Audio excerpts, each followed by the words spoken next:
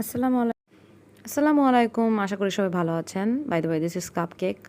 ভাবি best cupcake made করে এবং হচ্ছে I really crave for this cupcakes and look at this. এগুলো সবই ভাবির বানানো এবং not only the cake, not only the taste, ভাবি অসম্ভব ভালো কেকের ডিজাইনও করেন। Look at this, she is very talented. যাই হোক, আজকে চিন্তা করলাম যে ভাবির কাপকেক বানানোগুলোটা আমি একটু ভিডিও করি। তো এর জন্য ভাবি কিছু ইনগ্রিডিয়েন্টস নিলেন এবং এর মধ্যে 8টা ডিম, এর কুসুম আলাদা করে রেখেছেন এবং সাদা অংশ আলাদা করে রেখেছেন। আই থিঙ্ক প্রসেসটাই এরকম। দেন সাদা অংশ যেটা সেটা আলাদা করছেন, আর ডিমের কুসুমগুলোর ছেড়ে খোসাটা আলাদা রেখে দিয়েছেন গাছে দেওয়ার জন্য। সাদা অংশে চিনি মিক্স করলেন। চিনি মিক্স করার পরে একটি ছাঁকুনিতে, by the way look at this, কি কিউট। সাদা অংশে ময়দা এবং তারপরে যেহেতু এটা চকলেট কাপকেক, চকলেট আধা কাপ মিক্স করলেন, ময়দা 1.5 কাপের মতো ছিল। তারপরে এখানে সামান্য পরিমাণ বেকিং পাউডার, একটু সামান্য 1 চিমটা লবণ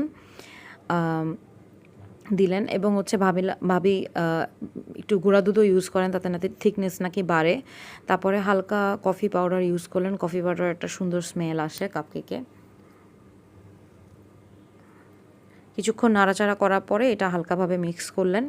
এরপরে সাদা অংশে যে চিনি ছিল সেই চিনিতে সে ভালোভাবে বিটার দিয়ে বিট করলেন এবং এটা এমনভাবে বিট করলেন যে 8 লেখা যাতে মিক্স না হয়, এটা একটা ট্রিক্স, সে পর্যন্ত বিট করতে হবে। পরে কুসুমগুলো সেখানে মিশিয়ে দিলেন। মিশিয়ে দেওয়ার পরও কিছুক্ষণ নাড়ালেন যাতে স্মুথনেস থাকে। এরপরে এর মধ্যে আস্তে আস্তে ছেঁকে রাখা যে মিক্সচারটা ছিল সেটা আস্তে আস্তে আস্তে আস্তে দিলেন এবং সম্পূর্ণটা একসাথে দেননি, একটা নির্দিষ্ট কালার আসা পর্যন্ত দিয়েছেন। এখন কালার চলে এসেছে। এরপরে কাপকেকের যে বক্স, সে বক্সের ভিতরে আস্তে আস্তে আস্তে আস্তে এগুলো ঢেলে দিলেন এবং আমার তখনই খেতে ইচ্ছে করতেছিল, বাট ধৈর্য রাখতে হয়েছে। যাই হোক, এরপরে এই চকলেটের মিক্সচারের উপরে কিছু চকলেট চিপস দিয়েছেন। I just love chocolate chips, আমার খুবই ভালো লাগে। মেল্ট হওয়ার পরে আরও ভালো লাগে। তারপরে ওভেনে দেওয়ার পরে 40 মিনিটের মতো সেটা হচ্ছে বেক করলেন। ইন দ্য মিন টাইম বলতে ভুলে গেছি যে কিছু 1 কাপ পরিমাণ তেলও দিতে হয়। এরপরে টুথপিক দিয়ে চেক করলেন যে আসলে হয়েছে কিনা। যদি টুথপিকে লেগে থাকে তাহলে বুঝতে হবে যে এখনও কাঁচা আছে। And look at this, this is the outcome.